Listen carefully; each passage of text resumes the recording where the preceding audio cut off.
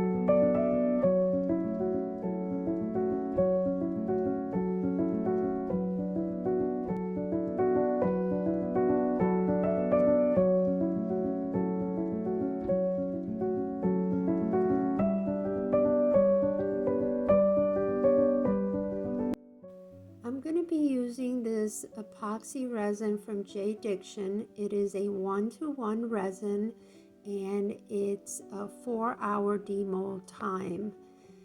Usually, the artists that I have seen just put their black resin on top at this point, and then top off the coaster with a top layer. But I decided to try using a thin layer of resin first before the black bottom resin to see if I can avoid adding the top resin. So this is more of an experiment for me to see if I can avoid adding an extra top resin by adding it on the bottom.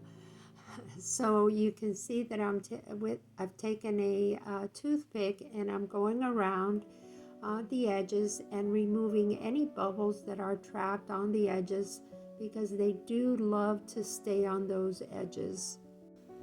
After letting this resin dry for about 2 hours, I will come back and mix another 6 ounces of resin, same resin, the J Diction 4-hour mold. And I will add the eye candy black paste to it. Now you don't need too much paste, as eye candy paste is very pigmented, and only a little bit goes a long way, as you will see. Once I have mixed that paste into my resin, I will add it as my bottom coat.